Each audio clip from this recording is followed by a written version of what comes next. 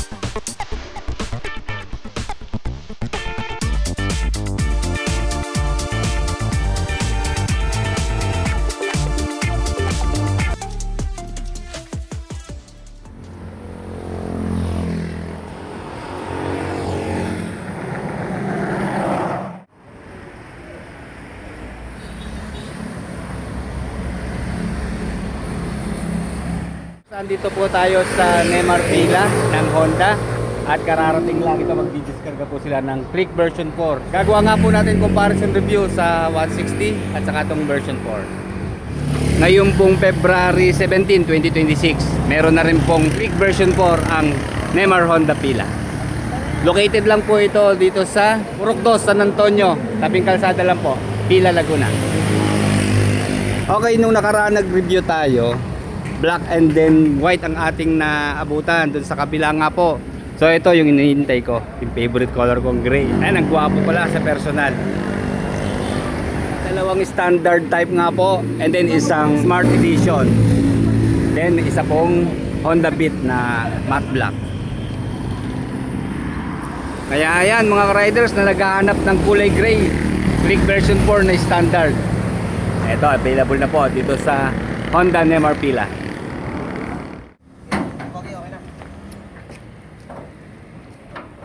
Pero sa mga nakakuha po ng version 3, wag na po kayong maghinayang. Same specifications pa rin naman po. Talaga lang dito sa kanyang looks at forma nagkaroon ng improvement. Pero ang importante, meron ka ng Click version 3. Alam nyo mga ka-riders, sa na-review natin ng mga scooters, lalo na sa 125cc category, Honda Click po may pinakatipid sa pagkonsumo ng gasolina. Meron po itong 50.3 kilometers per 1 liter na fuel consumption. Pero mga ka-riders, kaya po tayo narito.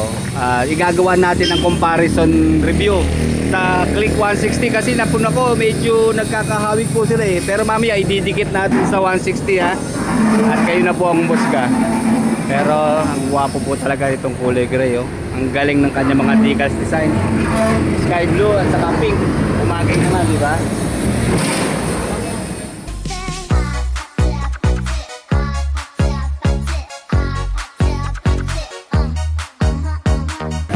Sige, bago natin i-compare sa Click 160, ikutan na natin ha.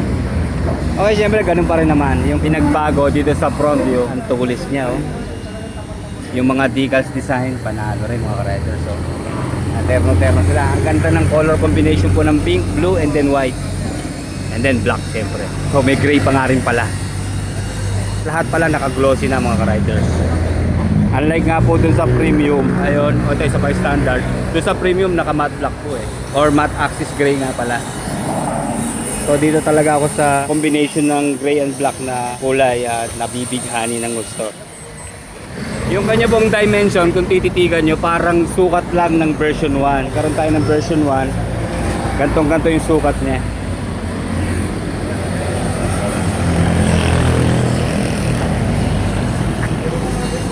Dapat po sana igagawa natin to ng comparison sa version 3 para may idea po kayo kung ano-ano nga bang pinagkaiba. So dito nga po sa standard, ayan, yung kanya pong grab bar, kulay black na bakal at iba na ang shape. Then ito nga po yung Smart Edition na Honda Click version 4. Okay, dito po sa Honda Neymar Pila, ayan ang mga available nilang unit. Kararating lang po itong TMX Supremo. Ayan, dalawang kulay po, red and black. And then yung bagong labas po ng Click 160.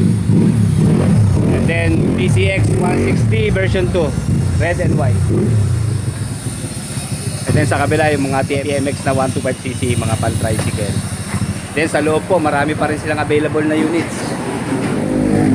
Ay, pasok muna tayo sa loob ha. Ma'am Quincy, good afternoon. Okay, dito meron pa rin silang Supra GTR. And then Honda Winner X. And then XRM 125 mga riders.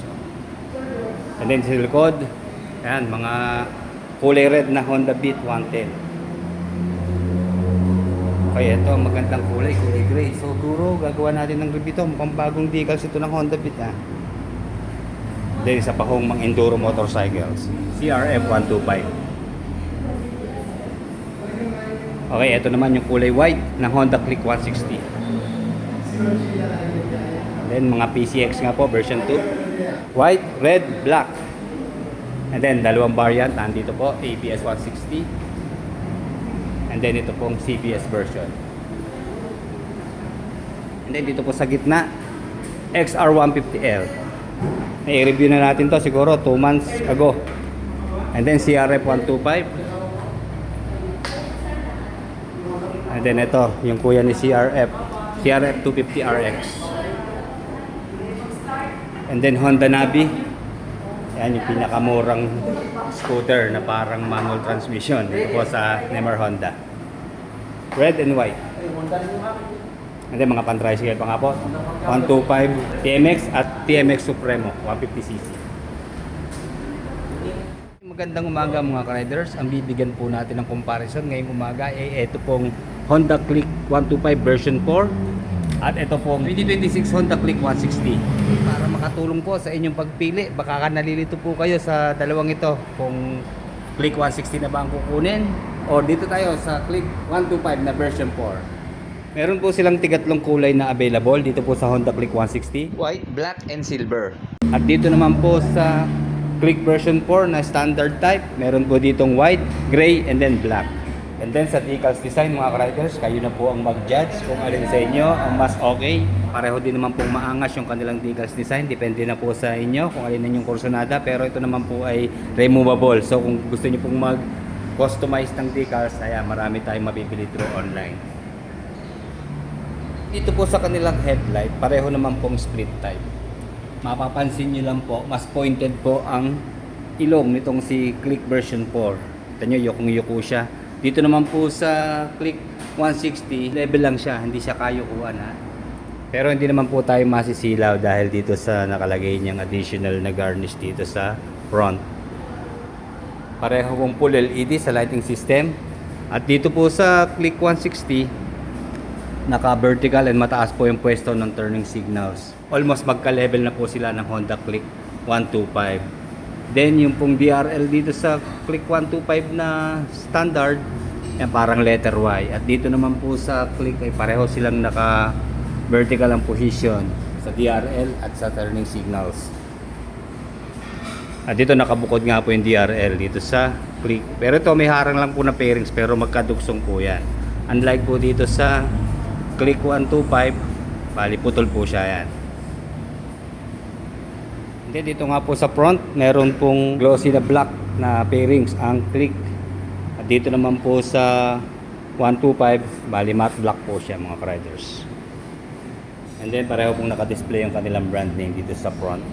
Ka-level po ng manibela. Combine po rin ng black and gray. Dito naman po glossy black and then matte black. Sa forma naman po ng taillight, panalo itong si Click 125. Ayan, modernized na po siya, na futuristic. Medyo na-compress po yung kanyang taillight. At dito naman po sa Click 160, malaki po yung kanyang taillight. And same po sila ng turning signals, non-flexible. And sa front tire naman po, malapat po ang gulong dito po sa Click 160. Okay, dito po sa Click 160, 100 by 80 by 14 po ang kanyang front tire. Federal tire na tubeless, made in Indonesia. And then kulay brown po yung kanyang mag wheels. At dito naman po sa 125 version 4, 90 by 80 by 40 naman po ang size. And then MVP Star naman po ang brand. Japan Technology naman po itong gulong. Matte black naman po dito sa kanyang mag wheels. Pareho din pong telescopic fork na front suspension. Then sa front fender po, medyo mas mataas po itong fender ng Click 125. Malaki po ang clearance. And then glossy black po ang kulay. And then dito naman po pearl white itong sa front fender ng Click 160 at mas malapad po siya. Then mababa lang ang clearance din po. And same po sila na combi braking system. Single disc sa front na meron pong single piston caliper. Pareho lang po. Nagkaiba lang sa shape po ng rotor disc. Medyo flower shape po dito sa Click 125. Round shape naman po dito sa Click 160. And then sa rear suspension naman po, pareho lang silang single-sided shock. Mas mataba nga lang po yung suspension ng Click 160. And then non-adjustable to mga riders ha. Pure black lang pareho ang kulay. And then dito po sa rear brake, naka-drum. At ang sukat naman po ng gulong sa rear, dito po muna sa 160 ay 120 by 70 by 14. 100 by 80 by 40 naman po ang size ng gulong dito sa Click 125. Pagdating po sa stock na muffler, mas sporty lang po dito sa Click version 4. Yung kanya pong heat guard dito sa tip, gray silver kulay. And then plastic po na heat guard. Hindi po siya perfect round shape ha. At dito naman po sa Click 160, medyo oblong po yung kanyang shape. Then plastic na heat guard, mas malapad po dito sa Click 160. And then kulay gray po yung kanyang, or silver yung kanya pong heat guard. Pareho din pong 900 ml sa engine oil capacity. Then pareho po silang wala ng kickstart. At naka-enhance Smart Power Plus naman po dito sa Click 160. And enhanced Smart Power naman po dito sa Click 125. And dito po sa footrest ng 125 na Click, bakal po na may rubber. May kill switch sensor po yung side stand. At dito naman po sa Click 160, ayan, alloy po yung kanyang footrest. And then may kill switch din po dito sa side stand. And then sa kanila pong footboard, malapad po ng konti dito sa Click 160 at nasa gitna po yung pwesto ng battery. Dito naman po sa Click 125, nasa right side naman yung pwesto po ng battery. Yun lang dito sa Click 125. Pwede na tayong hindi maglagay ng rubber matting kasi magaspang po siya. Unlike dito sa 160, medyo kulang po yung kanyang roughness, di ba? Kaya maganda lagyan to ng rubber matting. And then sa grab bar po, magkaiba sila. Dito po sa Click 160, merong siyang kanto. At mas mahaba po ang kanyang grab bar. At dito naman po sa Click 125, may korte siya na parang letter M. Yan, pareho naman pong bakal, parehong kulay black. And then sa upuan po, yung shape po ng Click 160 medyo mas malalim at mas malapad. And then makapal din naman yung kanyang seat cover. At katamtaman lang yung lambot ng foam. At dito naman po sa Click 125, ganun din, makapal din po yung kanyang seat cover. Yung malambot din naman yung kanyang foam. Ayan, pareho lang po silang single tone mga riders. Check na po natin yung kanilang under seat storage. Pareho po itong 18 liters ang capacity. So magsukat po tayo ng helmet para ma-verify po natin kung talaga magpipit ang full face helmet. Okay, size medium po na SEC helmet. Okay, dito po sa Click version 4, hindi po sukat mga riders. Medyo malaki po yung shell ng ating helmet eh. Then isa pa, may spoiler po yung ating helmet kaya hindi siya masyadong pumasok. And then dito naman po sa Click 160,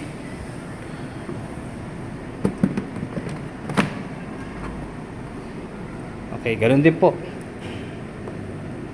Ayan, hindi po puwit itong gantong kalaking helmet. Kahit size medium lang po siya, hindi po siya kasya mga rider. Siguro yung mga standard size na quarter face. Ayan, pasok dito. Pero doon po sa version 1 ha, pasok po yung full face helmet eh. Pero yun po yung siguro walang spoiler. So dito ho, malaki rin naman siya mga riders. Saka dito sa click meron siyang organizer ng tools. And then pareho po silang 5.5 liters ang fuel tank capacity. Okay, meron po ditong bali quarter face po ito mga riders. Sukat natin ha. Ito po yung kanilang giveaway na helmet. Dito po sa Neymar pila ng Honda. Ayan, rider ng pamilya. Para sa pamilya. Ayan, pasok na pasok po mga riders. Oh. Ayan, dapat. So ito po yung version 4 ha ng Click. Pasok po ang quarter face na helmet. At dito naman po sa Click 160, bagay pareho naman po silang 18 liters ang under seat storage sigurado. Ganon din po yan, pasok din po yan. Ayan. Okay. And then kung mapapansin nyo po, yung refiller po ng coolant ng 160 ay nandito sa U-box. So mabilis natin siyang masasalinan ng coolant in case na magre-refill tayo. Kasi dito po sa version 4 na Click 125, nandito pa rin po sa ilalim ng upuan dito sa rear. Ayan, tatanggalin na natin tornilyo para makapag-salin tayo ng coolant. Nga pala sa fuel consumption po, mas tipid po dito sa Click 125 dahil naka 2 valve lang po ito. 50.3 kilometers per 1 liter po sa fuel consumption at 46.7 kilometers per 1 liter naman po ang konsumo dito sa Click 160 dahil 4 valve na nga po itong C160. And then usapang top speed naman po, 110 kilometers per hour dito po sa 125 at 120 kilometers per hour naman po dito sa Click 160. And then pareho din po silang naka full digital sa panel, almost the same po ng shape saka ng size. Okay dito po sa Click 125. Ayan, bali may dalawa pong button na select and set. At ganoon din po dito sa Click 160, dalawang button po ng click and set. Pagdating naman po sa switches and button, lumamang na si 160 kasi meron po siyang idling stop. Ayan. Ito po yung device na kapag naka-activate po, kusa po magka-shutdown ng ating engine kapag napa-traffic pa tayo, napa-stop po tayo ng 3 to 5 seconds. And then kapag i-start ulit, isang twist lang o isang piga lang sa throttle, start na siya. So yun nga po ang wala dito sa standard type ha. Pero dun po sa Smart Edition meron pong idling stop. Okay, electric starter, push button, high beam, low beam sign, horn, turning signals. Okay, dito ganun din po syempre. Electric starter, high beam, low beam sign, horn, turning signals. And then sa ignition system, dito po sa Click version 4 na standard, bali disusi po siya mga riders. May shutter key lock. And then ito po yung switch ng kanyang upuan. Wala lang pong battery ha. At naka-smart keyless naman po dito sa Click 160. Ayan, pareho din naman katabi yung seat opener. Then mas malalim po ang pocket ng Click 160 dito sa right side. Mababaw lang po dito sa 125. Pero pareho pong may cover yung kanilang left side pocket. At dito po sa Click version 4, naka Type C na po yung kanyang charging port.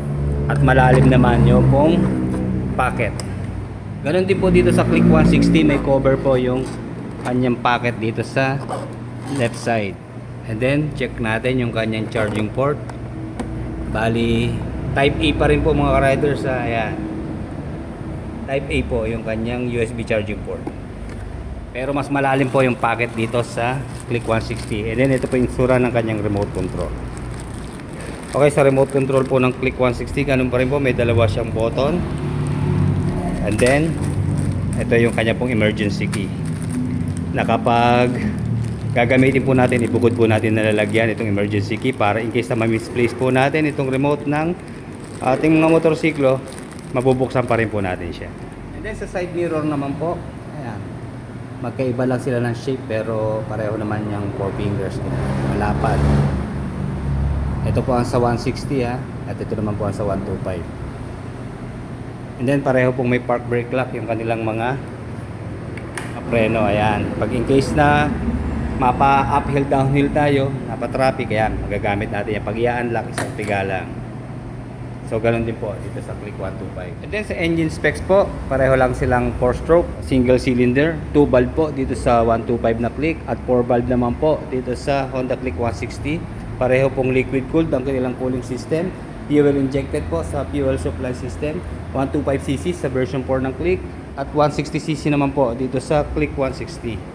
And then sa engine naman po ng 160, meron po itong Enhanced Smart Power Plus at Enhanced Smart Power naman po dito sa Click 125. Dito po sa Click 160, meron po itong maximum power na 15.2 horsepower at 8,500 RPM and 13.8 Nm of torque at 7,000 RPM.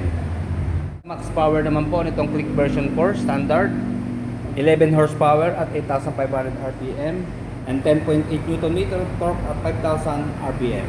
Sino nga ba ang mas malaki sa dalawa mga ka-riders? So para official po ha, bigay ko sa inyo yung kanyang dimension. Unahin po natin dito sa Click 160. Meron po itong length na nasa 1,929 mm. And then sa width naman po, 695 mm. And then meron po itong height na nasa 1,088 mm. At dito naman po sa Click version 4 na standard, meron po itong height na nasa 1,919 mm. 687 mm na width at sa height naman po ay 1,075. So slight differences lang po pagdating sa kanilang mga dimensions.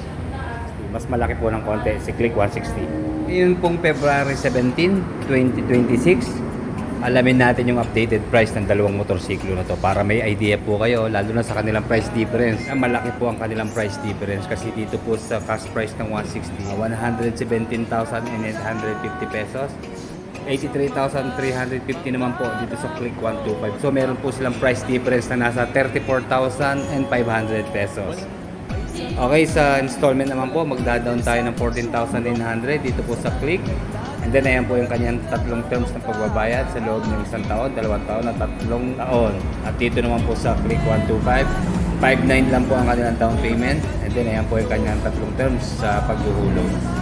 So ayan mga ka-riders, malamang may idea na kayo kung saan papasok ang inyong budget at ano din talaga ang pipiliin nyo sa dalawang ito. Hanggang sa muli, like, comment, and subscribe sa ating channel. Salamat po.